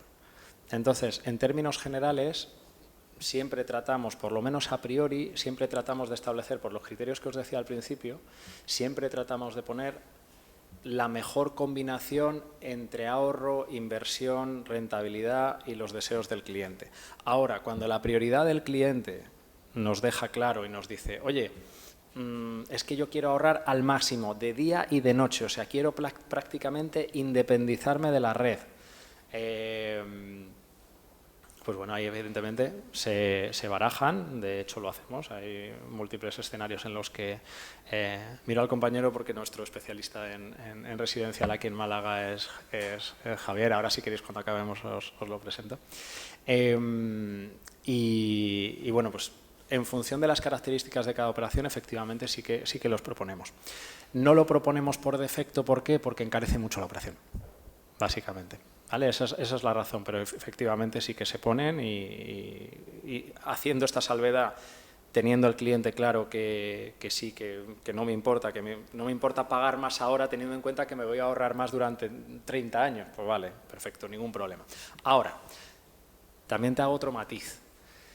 La vida útil de la planta se considera en torno a 30 años mínimo. La vida útil de las baterías, aunque está empezando a incrementarse, duran en torno a 10 años. Entonces, en una vida útil de 30 años de batería, o sea, de 30 años de planta, tienes que pagar 3 veces las baterías, de la que la pones y 2 recambios. ¿Vale? Esto también hay que ser claro. Por eso yo de partida, salvo que el cliente no me lo pida expresamente, no me diga, oye, es que yo quiero acoplar también el consumo de la noche, a priori yo no lo recomiendo porque es una barbaridad. Y ya que estamos hablando de baterías, ¿cómo se llevan las baterías con los motores del ascensor, de las bombas de impulsión del agua? ¿Se llevan bien? ¿Le hace daño? Se llevan perfectamente. No hay ninguna afectación porque al fin y al cabo es el propio regulador de carga y el propio inversor los que hacen ese trabajo. Todo esto se configura en función de las cargas que va a tener la instalación. Entonces, a nivel de seguridad y demás no hay ningún problema. El funcionamiento va a ser óptimo porque en una instalación de estas características tenemos 3 opciones de abastecimiento de ese motor, de ese ascensor, de ese bombeo. Tienes la planta fotovoltaica en tiempo real si está habiendo sol en ese momento, tienes la energía acumulada en la batería si en ese momento no hay sol y si ninguna de estas dos está la propia red. Entonces, ese es el trabajo del inversor precisamente, ¿vale? De regular todo esto para que el suministro sea de calidad efectivamente. Sí. Buenas. Mira, yo quería hacer una pregunta más a nivel de diseño, pero desde el punto cero, cuando empiezas a replantear un diseño nuevo. Sí. ¿Qué modulación tenéis? ¿Qué posibilidad de combinar con otros elementos, como por ejemplo las velours que has visto ahí? Acércate, por favor, un poco Sí. más al micro. Gracias. ¿Qué posibilidades tenéis de modulación, de combinación con otros elementos, como puede ser las ventanas velours o las salidas, por ejemplo, de los chutes de ventilación? ¿Hay algo que tú puedas hacer una cubierta completamente que sea estanca o que las conexiones sean por debajo, sean registrables? Es decir, estamos hablando ahí prácticamente de que tú incorporas la fotovoltaica a una cosa que ya existe, pero si queremos diseñar una cosa del principio, tenemos que saber con qué elementos contamos, ¿no? Clarísimo. Entonces, un poco en ese sentido la preocupación para ver que en el futuro no sean unos pegotes, sino que estén dentro del diseño. Efectivamente. No, sí, o sea, habla de proyecto. O sea, realmente hablamos de proyecto. Si se tienen en cuenta, o sea, yo de hecho el objetivo que tenía y por lo que os he soltado todo este rollo es para que vosotros a la hora de proyectar edificios tengáis en cuenta la visión del que cuando ya está construido, pues, las dificultades con las que se encuentra. Si vosotros desde el primer momento tenéis en cuenta estas cuestiones y dices, oye, pues mira, yo por ejemplo, los SUMS, pues yo los voy a poner a lo mejor en los perímetros, ¿no? Si puedes conducirlos, a lo mejor pues te los llevas a los perímetros o teniendo en cuenta la ubicación que va a tener el edificio respecto a la orientación que va a tener, oye, pues prefiero ponerlos a lo mejor en esta cara que es más norte, que a lo mejor nunca va a proyectar sombras sobre este espacio que llevas. Bueno, pues por ahí sí que puede funcionar. En entornos industriales, por ejemplo, edificios que se instalan ya con estos planteamientos y que tienen muchas instalaciones arriba, tales como hospitales, centros geriátricos, etcétera, se utiliza muchísimo cubiertas de Tramex, por ejemplo. ¿Vale? O sea, se hace una sobrecubierta directamente, que claro, cuando tú te encuentras un edificio ya construido, meterte en perforar una cubierta plana es convertir en tuyo un problema que antes no lo era. ¿Vale? Porque eso es generar unas responsabilidades que pueden depurarse de ahí. Ahora, si tú a la hora de proyectar una instalación dices, oye, no, yo es que voy a concebir esta instalación para que ya lleve energía fotovoltaica. Oye, mira, pues en función de las características del edificio que estés proyectando, pues ya puedes jugar con estructuras sobreelevadas para salvar petos, etcétera, etcétera, pero también teniendo en cuenta que vayan correctamente sujetas, porque cuando tú más elevas o más expones, mejor dicho, cuando tú más expones una instalación fotovoltaica, también va a tener mucha más succión. Esto influye mucho también en edificios de muchas alturas, esto nos genera muchas veces conflictos. ¿Vale? O sea, hay hoteles que están a 100, 200 metros de la playa de 30 alturas, ¿vale? Que dices, oye, quiero una planta fotovoltaica, y dices, pues vete preparando porque va a ser muy caro, ¿vale? Porque yo tengo que lastrar esto adecuadamente y tengo que acatarlo de manera que esto no te suponga ningún problema de seguridad, ¿vale? Entonces, todas estas salvedades hay que hacerlas. Si tú proyectas un edificio desde el primer momento teniendo en cuenta todas estas consideraciones, pues facilita todo muchísimo más. No sé si con esto he contestado a... Sí, por eso te preguntaba, porque en realidad los paneles están pensados para que el aire entre por encima y por debajo. Si hay alguna pieza que se pueda poner estanco, que tú lo haces como la teja, por ejemplo, te queda perfectamente adherida, no tiene succión prácticamente, ¿no? Más que la posición geométrica que tengas el edificio, ¿no? Entonces, si hay alguna posibilidad de que la imagen que has puesto, que es continua, dices que es un mal ejemplo porque si tienes que quitar la placa del centro, tienes que desmontar toda. Eso se puede controlar porque si la placa no se rompe, teóricamente las conexiones lo único que hay que revisar, ¿no? Según tengo entendido. Vale, entonces, ¿se puede canalizar todo para que las conexiones sean registrables desde un punto de vista, que todo quede adherido, que forme parte del sistema, que sea compatible con una modulación de algún fabricante de ventanas de tejado o cosas de esas? Si hay algún diseño ya o alguna modulación con piezas que se haga estanca, que ya forme parte del, que no sea solamente la placa fotovoltaica, sino que fuese el acabado de cubierta. Ya te he entendido la pregunta. Te contesto primero a lo que tiene que ver con la parte estructural, con la parte que digas de que sea más o menos estanco. Algunas de las soluciones estructurales, sobre todo las que van lastradas, las que hacen que en vez de aprovechar la inclinación de la cubierta, que son la mayoría de las que hemos visto, las que establecen sobre una cubierta plana pues cierta triangularidad, ¿no? para dar la posición que necesitan, ahí sí que se ponen deflectores. A veces el propio lastre, de hecho, hace de deflector en determinada zona para evitar la succión. Has comentado un caso que de hecho nosotros tenemos esos módulos ultraligeros que no pesan nada y que se pueden prácticamente adherir a la cubierta, ¿no? Esto pasa mucho pues, en láminas tipo DEC o TPO, cubiertas muy particulares, que dices, oye, esta solución se puede poner. ¿Y es rentable? Sí. Lo que pasa es que el sistema, un sistema fotovoltaico, va a tener una serie de pérdidas. Va a tener unas pérdidas por cableado, va a tener unas pérdidas por diferentes factores, ¿vale? Por reacciones químicas que se producen dentro de él. Hay infinidad de pérdidas que se pueden dar en una instalación fotovoltaica y todas se consideran, ¿vale? Normalmente en las simulaciones habituales se suelen considerar entre un 18 y un 27% de pérdidas del sistema respecto a lo que en origen te daría, pero luego al ponerlas en contexto pues realmente hay que tenerlas en cuenta. Y hay que hacer los cálculos económicos considerándolas porque esas pérdidas las va a tener. Las contemples o no, pues las va a tener. Entonces, cuando tú adhieres por completo un módulo a una superficie, las pérdidas por calentamiento se disparan. Entonces, aquí estás condenado a tener que sobredimensionar más la planta y a todo este tipo de cosas. O sea, al fin y al cabo, esto es como todo. Soluciones ya está empezando a haber de todo tipo. La cuestión es pagarlas, ver si es rentable o no y demás. Y has dicho otra cosa más a la que te quería responder también. No, me refería a la modularidad, al tema de cómo se pueden conectar las plantas, las placas. Hay sistemas que ya te permiten monitorizar, se llaman optimizadores y te permiten, hay fabricantes muy concretos que venden optimizadores y que te permiten hacer un seguimiento módulo a módulo, ¿vale? De hecho existen microinversores, pero te estaba hablando ahora, en particular te estaba hablando en concreto de los optimizadores. Hay un fabricante en concreto que es muy conocido, por no hacer publicidad, que pone optimizadores.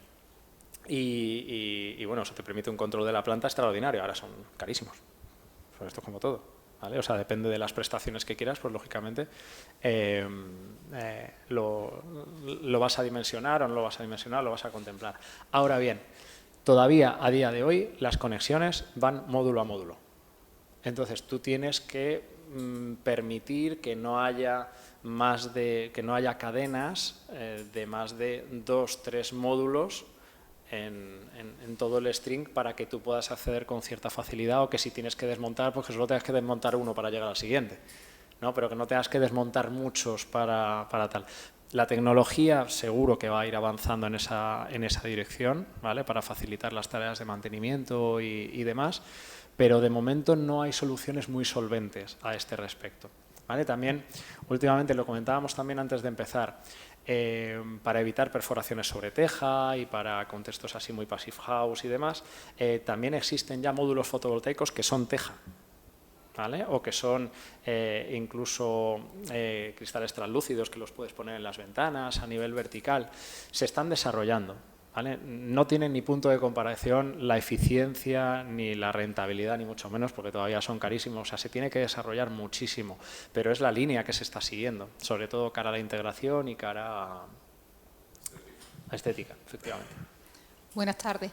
Mi pregunta engancha perfectamente con lo que tú acabas de decir ahora de las nuevas soluciones, porque efectivamente hay muchos casos en los que disponemos de muy poquita cubierta, pero tenemos muchísima fachada.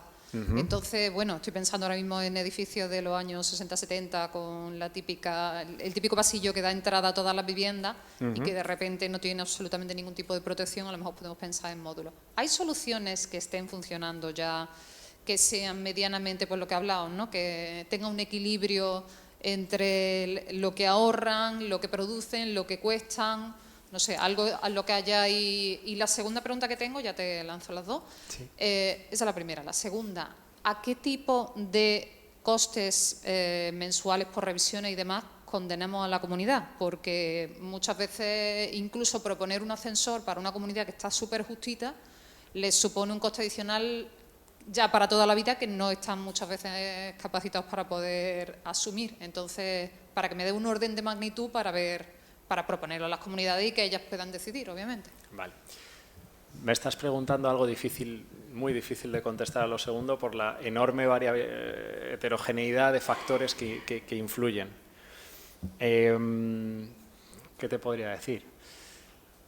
Lo primero es que, a ver, te voy a contestar más rápido a la primera pregunta. En mi opinión, todavía las soluciones que hay no son demasiado solventes, no son demasiado rentables, sí son solventes, ¿vale? Pero siguen siendo muy caras y la eficiencia de esos paneles no son todavía demasiado altas, ¿vale? Ahora mismo no los tengo, pero te podría localizar y si me dejas un correo, te localizo cosas y te mando para que puedas ver una cosa versus otras y digas, pues que no tiene sentido. Necesitas mucha más superficie para dar la misma potencia que un panel tradicional. Efectivamente. Y además, si es más caro un panel, pues... O que necesitas mucho número, porque muchas veces son soluciones muy chiquititas, ¿vale? Entonces necesitas muchos, unitariamente ya es caro, la superficie aprovechable, ¿vale? Esa parte. Y luego la segunda, perdona, refréscame, ¿cómo era la segunda pregunta? El tema del mantenimiento. Gracias. Con el tema del mantenimiento, lo primero que hay que tener en cuenta es que incluye el mantenimiento. Y esto da para otra disertación entera. Distinguimos, digamos, tres niveles de mantenimiento, ¿vale? de una instalación fotovoltaica. Están los mantenimientos, digamos, preventivos, ¿vale? Que es básicamente de observación, se hace una visita anual, se comprueba que todo está correctamente y para adelante, ¿vale? Esto es en una instalación, claro, es que una instalación plurifamiliar, pues depende de la potencia, es que está determinada también por el tamaño, del número de conexiones, del número de estructuras, incluso a nivel de tornillos, de reapriete, ¿vale? Pues cuanto más elementos, pues mayor es el coste de mantenimiento porque es mayor cantidad de horas de tal. En función del tipo de solución que tengamos en la cubierta, de la facilidad o dificultad de acceso, eso va a influir. En muchas ocasiones, simplemente para ir a hacer el mantenimiento, ya hay que contratar un medio de elevación. Entonces, esto te va a condicionar muchísimo el precio de una instalación. Un mantenimiento preventivo básico, solo ir a comprobar una vez al año una instalación de unos 20 kilovatios, pues podemos estar hablando de unos 600 euros al año aproximadamente. Año. ¿Vale? Ahora, si además quieres un mantenimiento predictivo, ¿vale? Que ya haya un departamento de operación y mantenimiento que está revisándolo, que está haciendo un trabajo más... Esto suele ir asociado también a las limpiezas. Y las limpiezas de los módulos suelen ser lo que duplica el coste lo que duplica un coste de mantenimiento en términos anuales. De hecho, conociendo lo que hay en el sector, nosotros, por ejemplo, en todas nuestras instalaciones hacemos 2 limpiezas de módulos anuales, ¿vale? Sobre todo en el ámbito más industrial, ¿vale? Porque es donde más, digamos, se nos exige, ¿vale? Entonces, en ese sentido, nosotros ahí sí que tenemos una solución, digamos, de todo incluido que es razonablemente competitiva, ¿vale? De hecho, es que no hacemos otro mantenimiento que no implique limpiezas porque es que te viene una calima, como nos han venido 2 o 3 el año pasado y tal, y eso es ponerle una camiseta al módulo. O sea, es que desaparece cualquier cosa. Entonces, ¿qué menos que un par de veces al año? ¿Sabes? Porque encima si me dices, oye, no, es que estoy en Galicia, que aquí llueve cada nada, que ya llueve menos. Pero es que aquí en Málaga llueve muy poco. ¿Vale? Entonces, tienes que limpiarlos. Entonces, una cosa es lo que se establezca por mantenimiento y otra cosa son limpiezas adicionales que se puedan programar. Entonces, me estás pidiendo que te dé unos parámetros dificilísimos de contestarte, dificilísimos. Entonces, eso, o sea, un mantenimiento preventivo básico, pues en torno a 500 euros, cosas así, 600 euros puede estar. Que incluya limpiezas, pues ya te estás yendo a 900, a 1100, ¿vale? O sea, podría ser por ahí una instalación, por el caso que me has dicho, comunidad de vecinos y demás. Yo creo que con esto más o menos te puedes hacer la idea.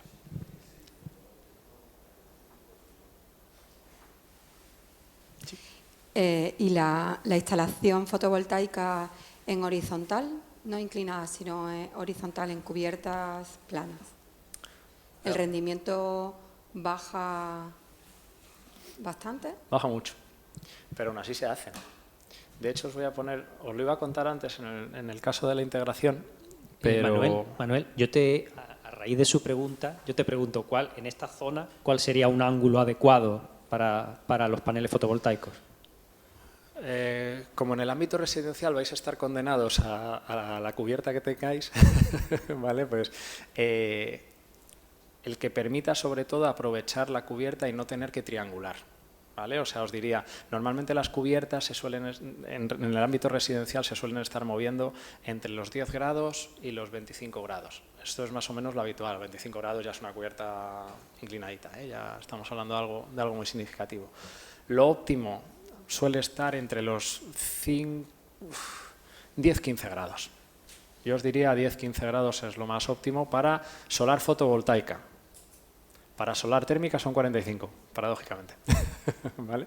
Pero para solar fotovoltaica eléctrica, entre 10 y 30 grados, si queréis establecer un espectro un poco más amplio, entre 10 y 30 grados es lo óptimo. ¿Y la instalación en horizontal? Sí, que te iba a enseñar.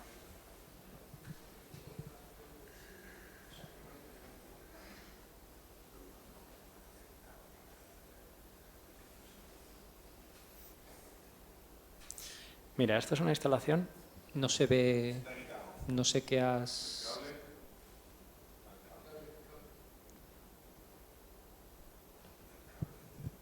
Pues mira, acabo antes desenchufando y volviendo a enchufar, yo creo.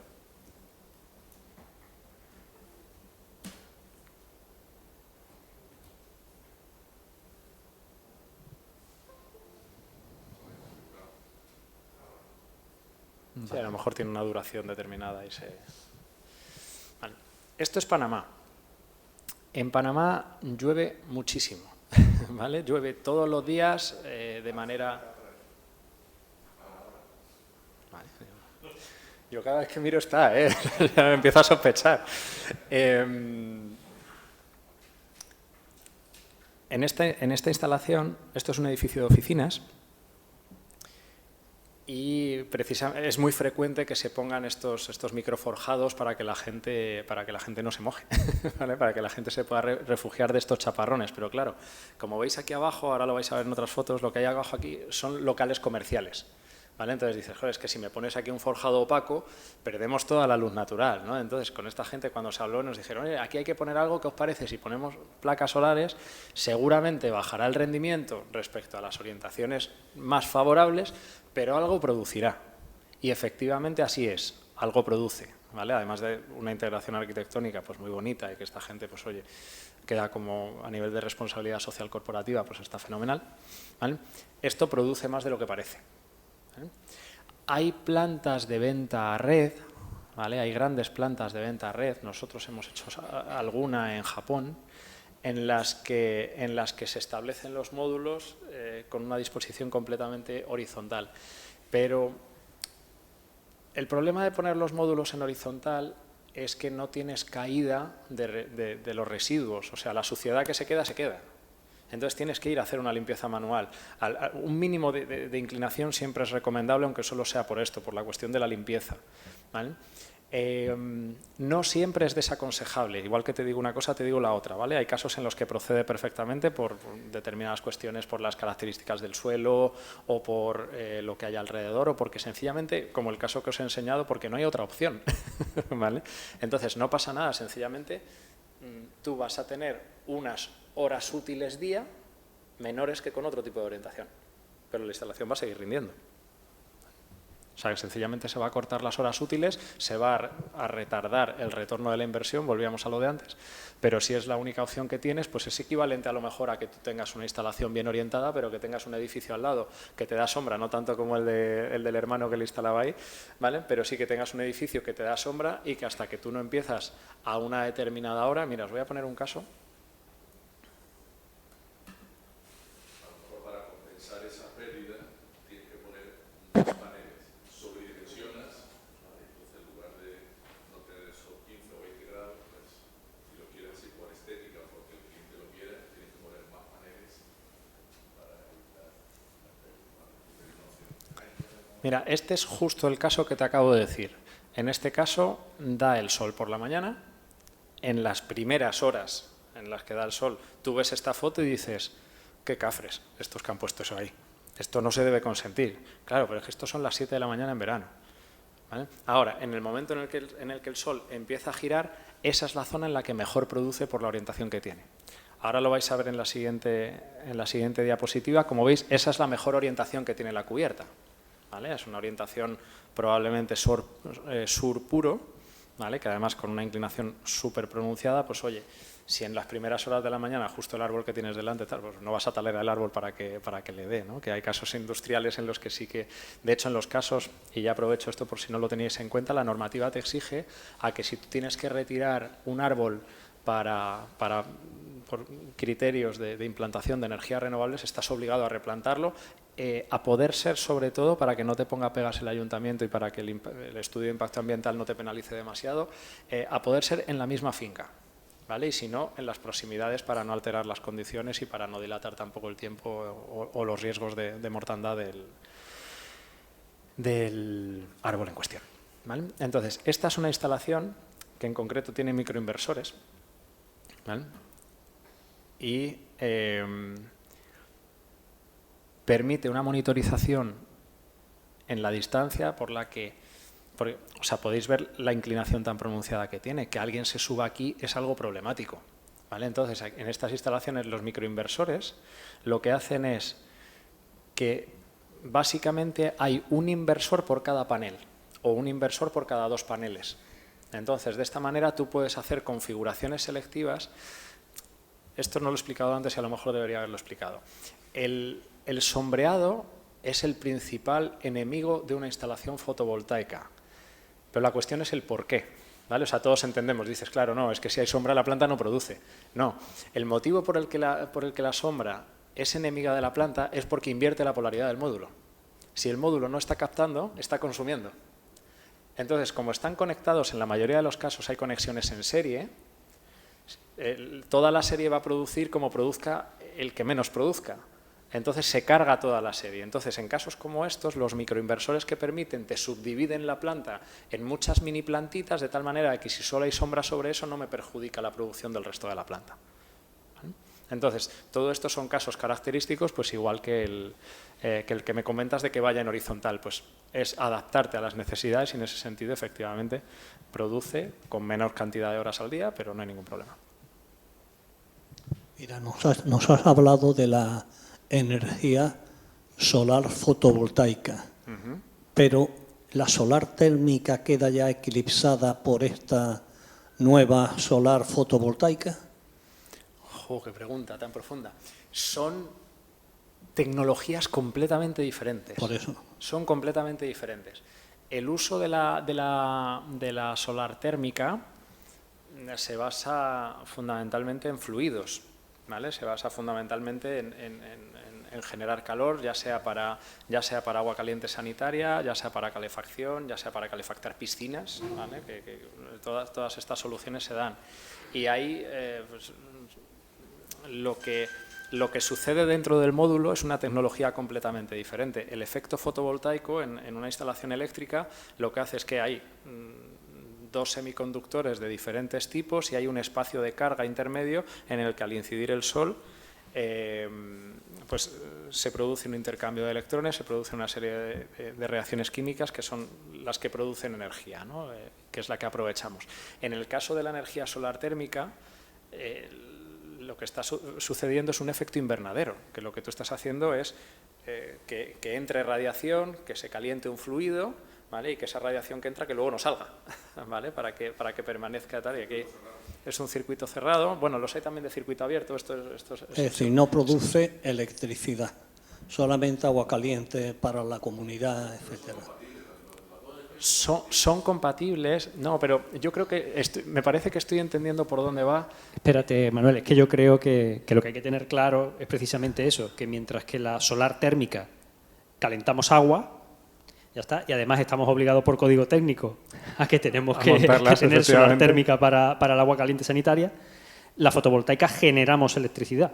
Entonces, si es verdad que el horizonte que ahora tenemos delante, que es el ir hacia el edificio de consumo de energía casi nulo, vamos a tener que generar electricidad, porque por mucho que aislemos nuestros edificios, al final lo que tenemos es que compensar el consumo con la generación.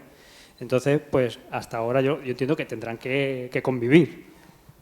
Sí, paneles que funcionan, que son eficientes con solar, fotovoltaica y térmica. ya hay casos y algunos se fabrican en España, de hecho. Produce muy poca fotovoltaica. Eso es más interesante para lo térmico y que te compense un poquitín de fotovoltaica. Pero porque es que la tecnología es cualitativa y cuantitativamente diferente. Es que no tiene nada que ver. O sea, es que uno es un circuito hidráulico y lo otro es reacciones químicas.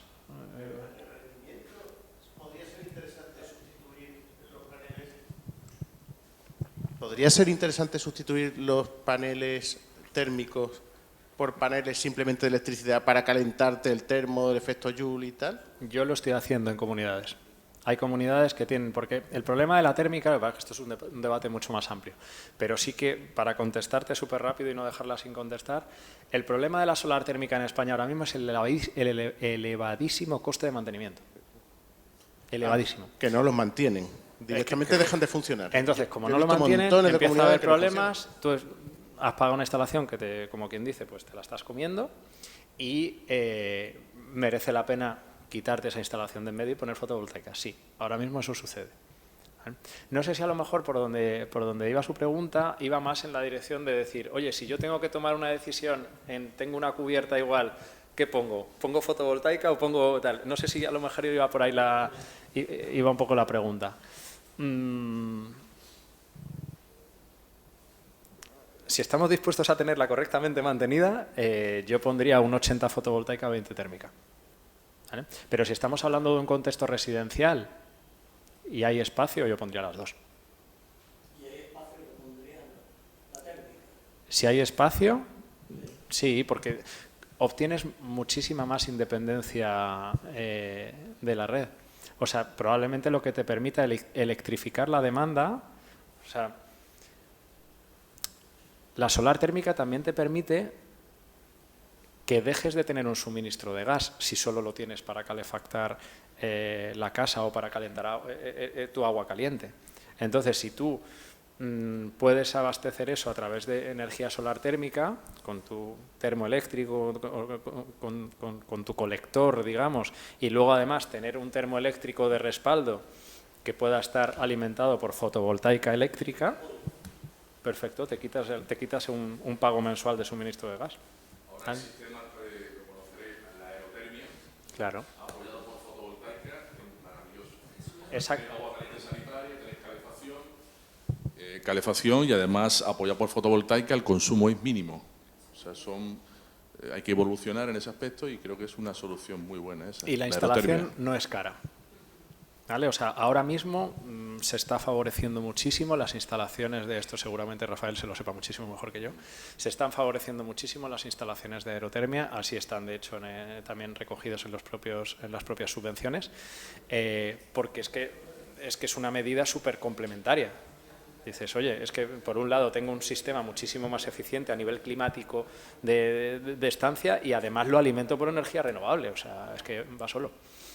Y a nivel estético además te evitas el tener el depósito arriba de térmica con los paneles antiguos y tal, te quitas eso, pones fotovoltaica, tu aerotermia, tu depósito con tu caldera y tal, y tienes calefacción, agua caliente, lo tienes todo integrado, súper fácil y estético además, ¿no? Todo eso va mucho en la dirección del consumo casi nulo. ¿Vale? No, mi intervención era eso. ¿Alguien más quiere plantear alguna pregunta? Si no, le hago yo una a Manuel por terminar. Claro que sí. En edificios plurifamiliares, por ejemplo, nosotros aquí nos vamos a carretera de Cádiz, vamos a tener edificios muy altos con poca cubierta. ¿Tiene sentido plantear instalaciones fotovoltaicas cuando lo único, sin pensar en reparto para los vecinos, sino exclusivamente instalaciones comunes que pueden ser la iluminación y a lo mejor ascensor, ¿no? Esa es la operación más rentable de fotovoltaica en una comunidad. Te pongo un ejemplo muy claro que tengo en Salamanca. Para que veas la desproporción. Y tienen espacio, ¿eh? Claro, la inversión varía muchísimo. Instalación que abarque solo las zonas comunes. 18 kilovatios. Instalación que abarque de manera significativa, aprovechando el espacio disponible, los consumos privativos de cada vivienda, 120 kilovatios. Una inversión, 20.000 euros, otra inversión, 95.000. ¿Vale? Normalmente en las comunidades de vecinos no es tan sencillo asumir inversiones significativas como en un entorno empresarial. En el entorno de la empresa es mucho más fácil. Y además es sorprendente, ¿no? A mí me cuesta a veces, y esto lo hablo con administradores de fincas, me cuesta entender por qué les cuesta trabajo obtener financiación cuando realmente las comunidades de vecinos en principio son CIF que no quiebran, ¿vale? O sea, suelen tener una pervivencia a veces mucho más larga que tal. Es cierto que luego hay morosidades y este tipo de cosas, pero bueno, en general las cosas funcionan. Yo en una instalación plurifamiliar, en general, lo que primero atacaría, sin lugar a dudas, y es lo que va a favorecer y lo que además podría hacer que se animaran luego a hacer ampliaciones, porque esta es otra cuestión. La energía solar fotovoltaica es modulable, ¿vale? Es ampliable, para ampliar siempre hay tiempo. Por eso se trata de dimensionar siempre, en todo caso, en caso de duda, un poquito a la baja. ¿Vale? Porque para ampliar siempre hay tiempo y luego, si pones una instalación muy grande y luego no se retorna la inversión, esa ya, pues tienes que quedarte con ella. Es que ahora que ha salido la aerotermia de por medio, vuelvo a la batería. Dice, el agua caliente con fotovoltaica, complementada con fotovoltaica, con aerotermia, ya no es más interesante una batería para darle una constancia al consumo. Depende del caso en particular. Una comunidad de propietarios, 50 viviendas. A ver, el problema de las baterías... Vale. Las baterías tienen otro problema que todavía no está resuelto. Y es... Bueno, son muchos. Es el tamaño, es el precio y es la duración. Pero ahora me voy a ceñir no en el tamaño físico, sino que me voy a ceñir en el tamaño en cuanto a la capacidad. Te lo explico de otra manera. El almacenamiento ahora mismo está siendo rentable en instalaciones unifamiliares, en instalaciones pequeñitas, o en instalaciones desproporcionadamente grandes de venta a red o de autoconsumos de por encima de 20 megavatios, que en España ni se ven. En España la instalación más grande de autoconsumo es de 15 megavatios. ¿Vale? Entonces, en instalaciones muy grandes, pues sí, se ponen contenedores, ¿vale? de baterías que están conectadas en serie y ahí se pueden hacer cosas. Ahora, de ahí para abajo, por encima de los 10 kilovatios, o sea, hasta 10 kilovatios sí es razonable. Una instalación de 10 kilovatios de potencia sí puede ser razonable almacenar. De ahí para arriba, ya... O sea, si tú tienes una instalación de 20 kilovatios, tú pones un inversor de 15, ¿vale? Un único inversor. Si tú quieres poner un almacenamiento para abastecer ambos, ya tienes que poner 2 de 10 con 2 baterías, que son muy caras, que vas a tener que cambiarlas 3 veces a lo largo de la vida. ¿Vale? Entonces, yo ahí que te diría, o que te recomendaría, me faltan muchísimos datos como para poder decirte esto, ¿vale? Pero a grandísimos rasgos, fotovoltaica y aerotermia de cabeza. Y ver cómo funciona. Y si hay mucho excedente, se baraja la posibilidad de complementar con un poco de baterías. ¿Vale? ¿Perdón? Claro, estamos hablando a nivel previo. Pues ahí hay que hacer un dimensionamiento con muchísimas consideraciones. Ahí lo que te diría es que te tendrías que poner en manos de un profesional fotovoltaico, ¿vale? O sea, tú puedes dimensionarlo, pero a todo no vais a llegar. O sea, yo a vosotros os pongo siempre el caso de los administradores de fincas o de los gestores de muchas cosas. O sea, vosotros estáis obligados a conocer de todo y a profundizar hasta donde podáis de todo lo que podáis. Pero para determinado nivel de detalle vais a tener que poneros en manos de profesionales de la aerotermia, de profesionales de la fotovoltaica, de ingenierías específicas.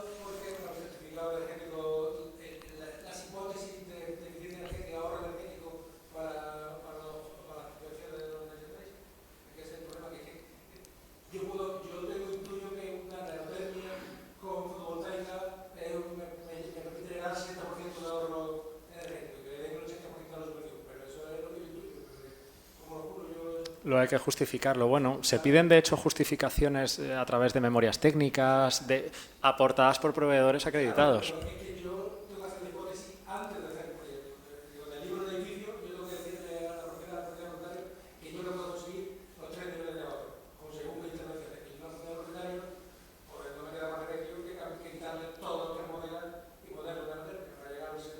Yo ahí te diría que establezcas relaciones, vamos, de hecho nosotros nos crecemos profesionalmente gracias a las colaboraciones, gracias a las sinergias. Entonces te diría que cogieras 1 o 2 proveedores de confianza de cada uno de esos ámbitos, si es algo con lo que con frecuencia te vas a poder encontrar.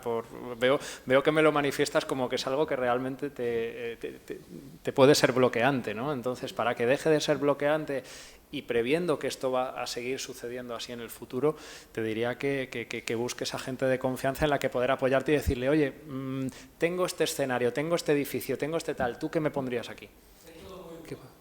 ¿El qué? Sí, está...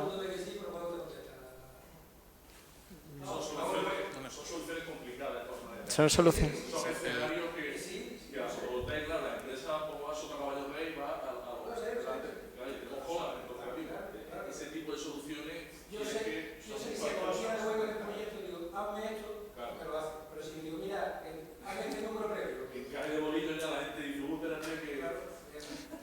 No, ya números previos son razonablemente sencillos de hacer. Razonablemente. ¿Vale? El tema es ese, es que ahora mismo es un momento en el que el sector entero está desbordado. O sea, no es que nosotros está desbordado de trabajo, luego no te creas que se vende tanto, ¿vale? Pero sí es cierto que hay muchísima gente pidiendo oferta, ¿vale? Esto hay que matizarlo, efectivamente se está vendiendo mucho, pero hay que matizar también en que lo que está habiendo es muchísimo ruido, está habiendo muchísimo trabajo, está habiendo muchísima gente queriendo informarse, pero bueno, es que es el primer paso para que luego las cosas lleguen a materializarse, ¿no? Entonces, pues oye, es un mal necesario tener que hacer ese volumen de trabajo, pero es que no solo nos pasa a los proveedores, es que está pasando también en las administraciones. O sea, nos estamos encontrando con instalaciones teniendo que ponerlas en marcha por silencio administrativo, porque a los ayuntamientos, a industria, a las comercializadoras, a las distribuidoras, porque todas estas influyen luego para gestionar la compensación de excedentes y todo este tipo de cuestiones, que no he querido entrar más por no aburriros, pero todo el sector está desbordado. O sea, tú imagínate, y sobre todo lo que tiene que ver con los funcionarios, ¿vale?, que tienen el trabajo relativamente dimensionado. Tú imagínate que ahora tú llegas y te dicen, toma, te multiplico por 15 el trabajo, pero no te doy todo de más recursos, no te doy todo de más personal para poder tramitarlo. Pues ¿qué haces? Colapsas. Entonces, claro, en un contexto en el que todo el mundo está muy colapsado, pues claro, decir, oye, tener que hacer algo se puede hacer, pero claro, pues a nivel o sea, para casos puntuales o muy tal, pues oye, dímelo y lo meto bajo cuerda en mi departamento de ofertas. Ahora, si esto va a ser sistemático, pues lógicamente se tiene que facturar esa hora de ingeniería, igual que vosotros facturáis las vuestras, y se dimensiona y se te da respuesta, es como todo, ¿vale? O sea, pero yo te animaría a que establecieras relaciones de confianza, para tal. Ahí tienes de hecho nuestra tarjeta si quieres que bueno, y va dicho para todos, ¿no? O sea, si de alguna manera me he ganado vuestra confianza y hay algo en lo que queréis confiar en mi criterio para cualquier cosa, a vuestra plena disposición, porque al fin y al cabo de eso es de lo que se nutre todo el sector. Manuel, una última y ya lo dejamos, ¿vale? Que nos estamos yendo a una hora complicada. Sí. Bueno, es decir, una solo. Bueno, gracias por tu intervención y como experto experimentado en todo lo que está pasando.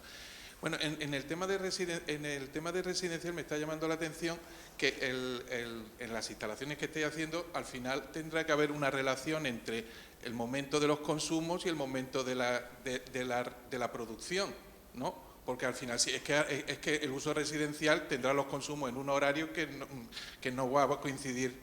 Hombre, no coincidirá, o es totalmente distinto. Entonces la batería es como sí o sí. Algo tiene que, aparte del inversor, tiene que haber, no aparte de un solo inversor, tiene que haber una batería que regule, que le dé homogeneidad. Bueno, eso lo tengo claro. Y después, ya en relación a la segunda pregunta, necesitaría más conocimiento de la placa solar como material constructivo. Al final estamos interponiendo un elemento dentro de lo que es la envolvente térmica del edificio, con lo cual tengo que conocer mucho más los efectos de esa lámina o de esa capa.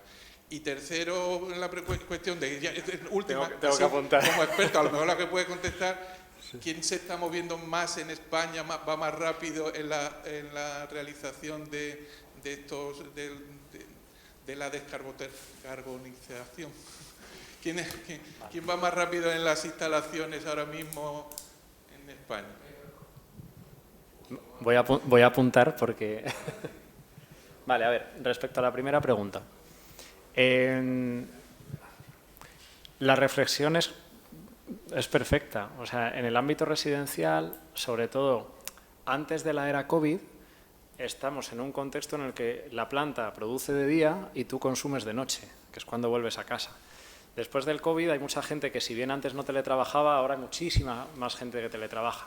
Se sabe ya que dentro de 10 años el 60% de los trabajos serán teletrabajados. Esto no sé si lo sabíais, pero lo leí el otro día y me quedé... En el fondo tiene lógica. A mí me pasa, yo teletrabajo o viajo, por ejemplo, ¿no? Yo no tengo término medio, últimamente paso mucho tiempo en la oficina, estamos reestructurando cosas, pero en términos generales es eso, ¿no? Porque también todo esto influye con aspectos como la conciliación. Entonces, empieza a suceder que ya cada vez hay más consumo en diurno. Por otro lado, se está tendiendo a la electrificación de la demanda, ¿vale? Y esto también pasa en contexto industrial, por ejemplo. Hay muchas fábricas que producían de noche porque la energía era muchísimo más barata, ¿vale? Entonces, ahora que ya hay energía renovable durante el día, se mueven los ciclos productivos al día y además pagas menos de pluses de nocturnidad y todas estas cosas, y encima los empleados los tienen más contentos porque tienen ritmos circadianos normales, ¿no? Les da vitamina D y todas estas cosas. Esto es algo que funciona. Entonces, además de las baterías se van a seguir desarrollando, ¿vale? Pero nunca van a llegar a un nivel tan óptimo como al que debería llegar la propia red, el propio sistema. Todo lo que se está trabajando y se está impulsando desde la Comisión Europea en tema de smart grids, ¿vale? De redes inteligentes y demás, se basan en la verdadera generación distribuida para que realmente tú, aquello que no seas capaz de autoconsumir en tiempo real y que viertas a la red, ¿vale? Luego la red no te lo cobre cuando tú lo demandes por la noche, ¿vale? Y que verdaderamente pueda haber un balance neto, ¿vale? Ahora mismo el balance neto no existe, ¿vale? O sea, como mucho el balance neto, o sea, podrías llegar a un balance neto solo en el ámbito de consumo, pero hay otros aspectos de la factura que sí que tienes que pagar, ¿no? Entonces, hay soluciones como las baterías virtuales, que no sé si habéis oído hablar de este tema. Nosotros tenemos una de nuestras empresas hermanas, que forma parte de nuestro grupo, precisamente se dedica a esto, ¿vale? A la gestión de esos excedentes no utilizados y cómo poder monetizarlos con una relación que no sea tan tiránica como de 4:1 que os he explicado antes, ¿vale? En esto ya estamos trabajando muchísimo y ya estamos en una relación de 4:2, ¿vale? Ya la cosa va dando pasitos, pero bueno. Y esta es una solución cuando las baterías pues no son una opción, ¿vale? Pero un inciso solo, por ejemplo, también es modificar nuestros hábitos de vida a como lo tenemos planteado a día de hoy. Es decir, tú estás produciendo energía durante el día y puedes programar tus electrodomésticos para que mientras tú no estás en casa estén trabajando. O, por ejemplo, los acumuladores de calor, que también funcionan muy bien. Tú los cargas de día y luego por la noche te van a dar esa energía. La gente que teletrabaja, o sea, estamos cambiando un poco, porque dices, estoy en casa por la noche, pero a lo mejor solo enciendo la tele y 2 luces. Tampoco me hace falta una batería para rentabilizar ese tipo de trabajo. Lo puedo cambiar mi forma de consumir a donde realmente me estoy haciendo mayor producción. Piscinas, no sé, energía para producir agua caliente, acumuladores de calor, todo se puede programar a día de hoy. Un lavavajillas tiene programación, una lavadora, muchísimo. No sé, que va más por cambiar nuestra forma de consumir. Es un hecho. O sea, lo que acabas de describir es un hecho y es la nueva tendencia. De hecho, si os fijáis, el gobierno está impulsando cosas que vienen desde Europa. Y en Europa están diciendo más renovables, cambio de hábitos y mayor digitalización. ¿Vale? La digitalización es la que va a hacer posible precisamente todo lo demás. ¿Vale? Y que se eviten muchísimos desplazamientos, o sea, es un cambio de ciclo productivo y de hábitos. Hay muchísimos hábitos que tenemos todos absolutamente arraigados, como poner las lavadoras a las 8 de la noche, que recuerdo yo de esto de cuando era más pequeño, pero porque la tarifa te dice que es lo que tenías que hacer para que no te cobraran tanto por la energía, o poner las lavadoras los fines de semana. Vamos, como que no llego yo destrozado de toda la semana de trabajo como para que tenga que poner las lavadoras el fin de semana. Pues no, oye, mira, la pongo cuando realmente tengo que ponerla, no, básicamente, que es en mi tiempo en el que estoy despierto, en el que estoy vivo, ¿no? Habías hecho otras 2 preguntas más, solo te he contestado a una.